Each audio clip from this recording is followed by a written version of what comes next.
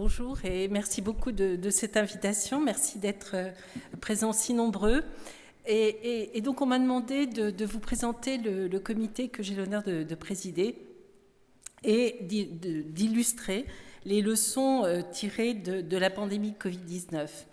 Mais en écoutant M. Alain Mérieux, il a déjà cité une leçon dont on a tous tiré profit, je pense, ici, qui sont les vaccins ARN messagers, et qui sont évidemment justement récompensés par le prix Nobel, qui illustre 3 ans après l'initiation de cette recherche à quel point ces vaccins ont transformé la vision de la vaccinologie.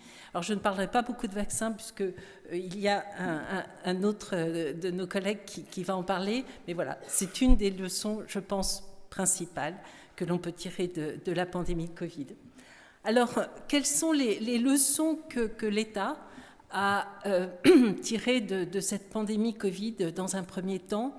Eh bien, je pense que l'État et le gouvernement ont bénéficié des conseils avisés du Conseil scientifique Covid, même si, on le sait, ces conseils n'ont pas toujours été suivis. Mais en tout cas, ils ont été écoutés.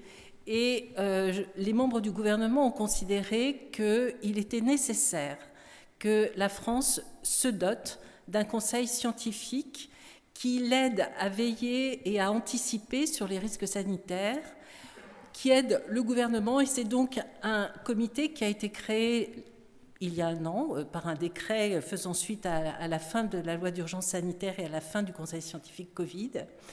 Et ce décret a donc prévu un comité de veille et d'anticipation des risques sanitaires, qui est un comité pérenne, qui est créé auprès des ministres de la Santé et de la Recherche, sous la supervision de la Première ministre, et qui donc peut donner des conseils de façon interministérielle et en lien étroit avec les agences sanitaires et les différentes directions de crise, ainsi bien sûr qu'avec les organisations de recherche.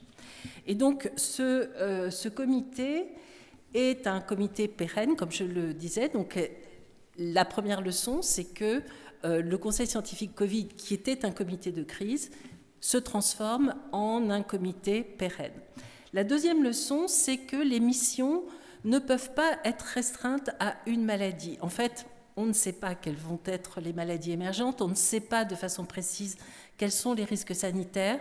Il est donc nécessaire que ce comité puisse avoir pour mission un portefeuille un peu plus large, et c'est ce qu'a prévu le gouvernement, avec des missions qui paraissent extrêmement larges et un peu folles, qui sont d'anticiper les risques sanitaires liés aux infections, dont évidemment 75-80% sont des zoonoses, et donc dans un concept One Health que le gouvernement porte de façon vraiment intéressante.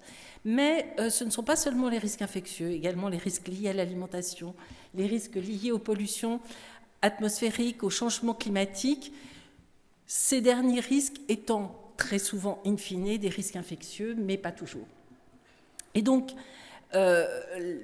la gageure de ces missions paraît absolument gigantesque, et de plus, le décret a prévu que ce comité soit un comité tout petit, composé de 16 membres, 16 experts scientifiques et médicaux, qui puissent travailler sur saisine du gouvernement ou par autosaisine, en dehors des crises sanitaires et pendant les crises sanitaires. Ce comité est, comme le Conseil scientifique Covid, purement consultatif, mais il est indépendant, et ceci est extrêmement important, c'est-à-dire qu'il a le droit de dire absolument tout ce qu'il pense, pourvu que ceci repose sur une base scientifique. Alors, j'ai eu carte blanche pour composer ce comité, et j'ai eu la chance extraordinaire de pouvoir réunir des collègues, des experts médecins, scientifiques, vétérinaires, nous avons 2 vétérinaires, des spécialistes de sciences humaines et sociales, des cliniciens, des épidémiologistes, spécialistes des maladies infectieuses ou spécialistes de la pollution ou spécialistes de l'écologie universitaire, également des représentants de la démocratie sanitaire. Et nous avons la chance de travailler de façon extrêmement collégiale, très fréquente. Nous nous réunissons 2 fois par semaine depuis 1 an, avec une fidélité absolument incroyable, bien sûr en visioconférence, c'est une autre leçon de la Covid, on a appris à travailler en visioconférence, et nous tenons un séminaire trimestriel de réflexion, en particulier pour réfléchir de façon plus élaborée et avec un peu de recul sur les risques sanitaires qui ne sont pas ceux du moment présent, mais les risques sanitaires que l'on voit poindre et qui peuvent être liés au changement climatique et aux changements environnementaux, bien évidemment. Et donc, nous travaillons en consultation, c'est évidemment pas le COVARS qui fait la veille sanitaire. Nous travaillons de façon extrêmement étroite avec les agences de veille sanitaire françaises et internationales, que je ne vais pas décrire ici. Nous travaillons également de façon très étroite avec les organisations de recherche pour la veille scientifique, et en particulier avec la NRS. Et nous essayons de travailler de façon complètement coordonnée avec l'existant, puisqu'il est clair que ce comité est un comité tout petit, qui ne peut pas à lui tout seul être le découvreur des risques et de la bonne parole. Et donc, il est absolument nécessaire qu'il y ait une concertation informelle, mais une concertation extrêmement importante. Et donc, tous nos avis sont réalisés avec des auditions d'un très grand nombre de personnes émanant de ces agences, de la société civile et bien sûr des organisations de recherche. Alors, depuis le début de ce fonctionnement, je vais vous parler plutôt du COVARS d'ailleurs que des leçons de la crise, les ministres de la Recherche et de la Santé nous ont d'emblée donné une feuille de route avec 4 saisines, l'une qui portait sur la Covid-19, car on savait que ça n'était pas une histoire finie, c'est aussi ce qu'on a appris avec la Covid-19, c'est-à-dire que l'histoire n'est pas terminée, sur le monkeypox, sur le futur des vaccins ARN messagers. On nous a demandé qu'est-ce que c'est le futur des vaccins ARN messagers, est-ce que vraiment ça va servir dans le futur, sur la dengue, et nous avons transformé cette question en risques liés aux maladies à transmission vectorielle, et plus récemment sur les infections respiratoires aiguës, Covid bien sûr, mais également grippe et bien sûr bronchiolite et infection AVRS. Et puis nous avons décidé de nous autosaisir avec un sujet qui est particulièrement One Health, qui est le sujet de la grippe aviaire. Nous avons également décidé de nous saisir sur une question qui hérisse la plupart des chercheurs, mais également des agents sanitaires, qui sont les obstacles réglementaires à la surveillance sanitaire et à la recherche. Et puis, nous travaillons sur, comme je l'ai dit, sur les risques liés au changement climatique. En gros, nous sortons à peu près un avis par mois. C'est un travail colossal. Et voici ces avis qui sont tous publiés sur le site du ministère de la Santé et du ministère de la Recherche. Et donc, à partir de la saisine initiale sur la Covid, en fait, nous avons en permanence reposer des questions d'actualité à propos de l'épidémie chinoise, à propos des différentes vagues, à propos du port de masque et plus récemment à propos de l'anticipation de la campagne de vaccination. Les leçons que nous avons tirées de la pandémie Covid, dont nous avons tous été acteurs, sont qu'il y avait quelques principes qui étaient des principes éternels de santé publique, mais qui ont été, je pense, vraiment remises à jour et revisités, et qu'il est absolument indispensable de maintenir de façon extrêmement prégnante dans la communauté des professionnels de santé, des chercheurs et de la société, qui sont la nécessité de prévention, c'est évidemment pas à vous que je vais le dire, la nécessité de surveiller, de dépister, la nécessité de traiter, je suis médecin, et la nécessité qui est vraiment une des leçons de la Covid, qui est qu'on ne peut rien faire si on n'implique pas la société. Et donc, cette question de l'aspect sociétal, de ce qu'on appelle en anglais l'empowerment, est pour nous quelque chose d'extrêmement important, car il est clair qu'aucune innovation de santé, aucune gestion de crise ne peut se faire sans la société. Et ça, je crois que c'est une des leçons de la Covid, et c'est une des leçons que nous essayons au niveau du COVARS de maintenir et de développer le plus possible. Alors, je ne vais pas vous détailler tous les avis que nous avons donnés, mais un exemple sur cet ensemble de maladies que sont les maladies à transmission vectorielle. Donc, en accord avec les ministres, nous avons travaillé sur dengue, mais pas seulement sur dengue. Donc, nous avons décidé de travailler sur l'écosystème, c'est-à-dire les maladies virales transmises par le groupe de moustiques Aedes aegypti et Aedes albopictus, et nous avons émis un certain nombre de recommandations, des recommandations qui sont l'anticipation au niveau de la gestion publique et de la coordination des acteurs régaliens ou des acteurs territoriaux de la gestion de ces maladies, la nécessité d'observer et de chercher, de maintenir des recherches, la nécessité de prévenir et de mobiliser la société dans la lutte contre les moustiques en particulier, et puis la nécessité, et le gouvernement a été particulièrement attentif à ça, la nécessité de mieux gouverner, la nécessité de mieux gérer et d'anticiper les difficultés de gestion que peuvent causer des épidémies telles que des épidémies de dengue, de Zika ou de chikungunya ou d'autres épidémies. Et bien sûr, la constante nécessité de développer des recherches. Les recherches françaises et les innovations françaises en matière d'arbovirose ont toujours été excellentes, mais il est nécessaire de maintenir cette excellence. Un autre exemple, c'est la grippe aviaire. Et les leçons tirées de la Covid, c'est bien sûr toujours dépister, prévenir, traiter, mais traiter la grippe aviaire, c'est une gageure et c'était presque un gros mot. Et en fait, nous avons, alors c'est complètement entre parenthèses, mais en réfléchissant tous ensemble et de façon extrêmement collégiale et en écoutant les experts, nous avons réalisé qu'il existe un excellent antiviral. Je ne prône pas pour le traitement plutôt que la prévention. Je suis absolument pour la prévention, mais il existe un excellent antiviral développé par une firme étrangère, qui malheureusement n'a jamais été évalué en France. Et donc il y a une vraie nécessité que la France soit à l'écoute de toutes les innovations, d'où qu'elles viennent, et n'ait pas d'œillet et regarde la réalité en face. Et donc bien sûr la prévention est extrêmement importante. On est très fiers que la France ait soit le pays qui a lancé la plus grande campagne de vaccination de canards domestiques, je crois. Donc moi qui suis médecin, j'apprends énormément dans cette discipline qui est complètement One Health et qui touche absolument de façon étroite les vétérinaires.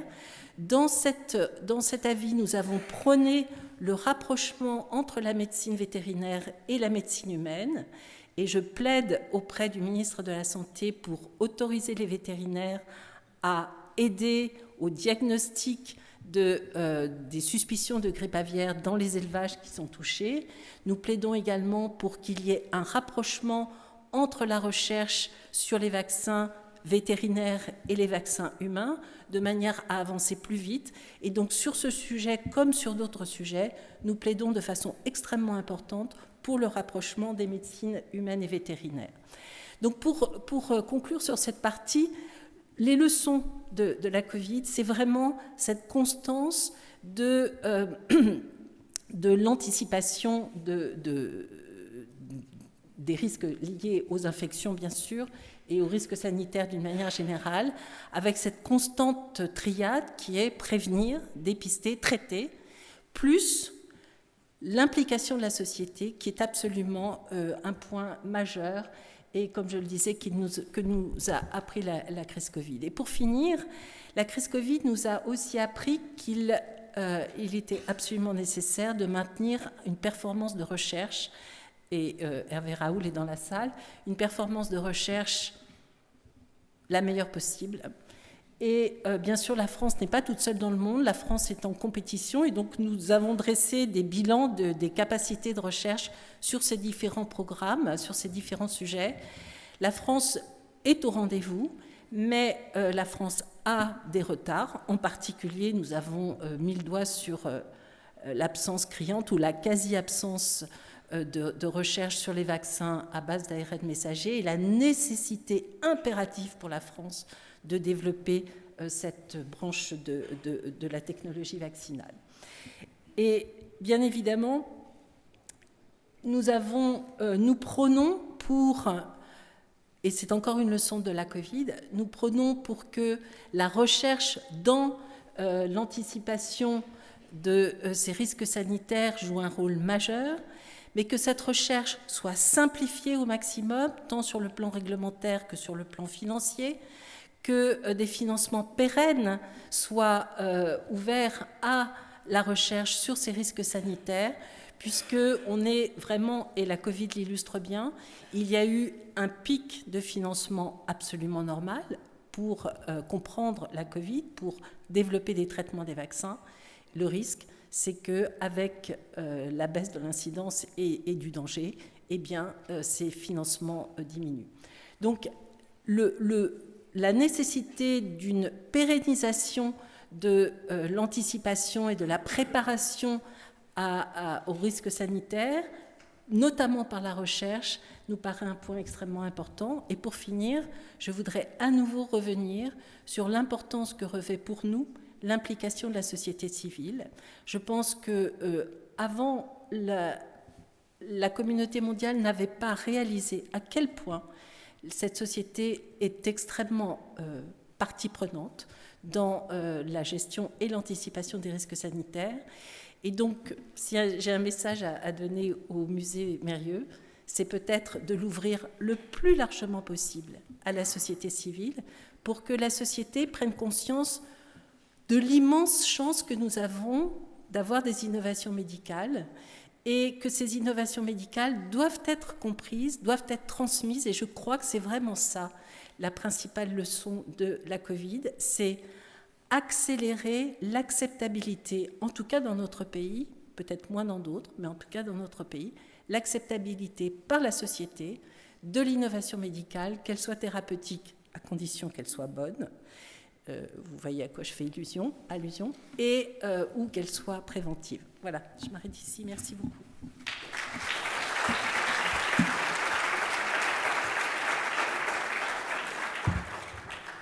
Merci beaucoup. Donc, est-ce que vous avez des questions pour la professeure Brigitte Autran ?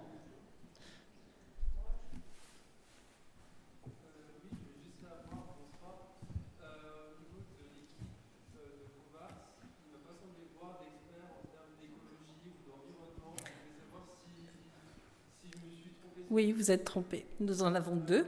Donc, nous avons un épidémiologiste spécialisé dans l'environnement et la pollution, qui est Rémi Slama, et nous avons un écologue, Patrick Giraudoux, qui est spécialiste de l'épidémiologie de la biodiversité.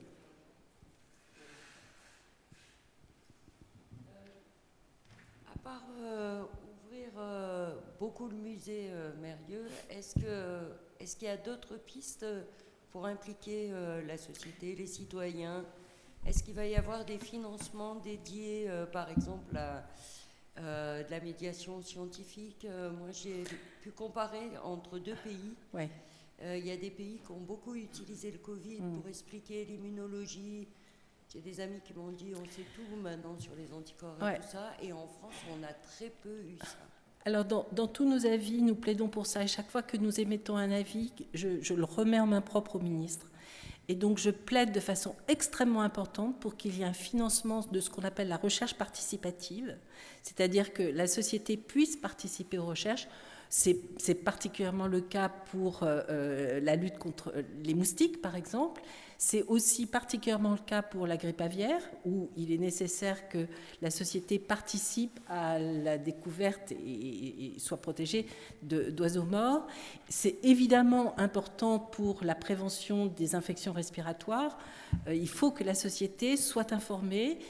Nous plaidons également pour qu'il y ait une introduction dans les programmes scolaires et universitaires de la notion de risque sanitaire, de la notion d'empowerment, j'ai du mal à le traduire, par la société, du fait que la société doit se saisir de ces risques sanitaires.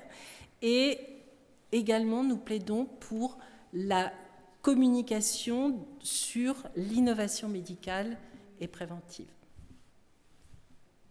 Et nous espérons que ce ne seront pas des vœux pieux. Et donc, d'une certaine façon, nous demandons également qu'il y ait la création d'un institut de recherche sur sciences humaines et sociales, santé publique et risques sanitaires.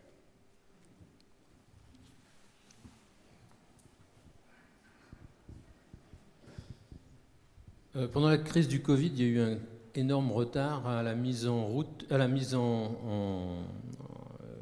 à l'implication des laboratoires départementaux vétérinaires qui maillent le territoire, qui sont équipés de PCR et de sérologie en masse. Qu'est-ce qui est prévu là pour les mettre dans l'action directe pour les prochaines? Alors, merci de cette question, parce qu'effectivement, je n'avais pas eu le temps d'en parler. Ce que nous demandons, par exemple, c'est que, vous savez qu'aux Antilles, il y a une épidémie de dengue qui est extrêmement importante. Et aujourd'hui, il est extrêmement difficile de faire des diagnostics de dengue et d'autres arboviroses, même en Martinique et en Guadeloupe. Et donc, nous demandons que les forces diagnostiques qui résident en Outre-mer, c'est juste un exemple, mais je ne vais pas parler que de l'Outre-mer, puissent allier à la fois les laboratoires vétérinaires et les laboratoires de biologie humaine. Vous savez que c'est compliqué parce qu'il y a des certifications des laboratoires de biologie humaine, et donc le ministre dit ouais, c'est compliqué, mais évidemment nous plaidons pour ça. Pour la grippe aviaire, nous demandons également que les laboratoires de référence d'influenza aviaire puissent participer au diagnostic des cas humains ou de la surveillance des cas humains.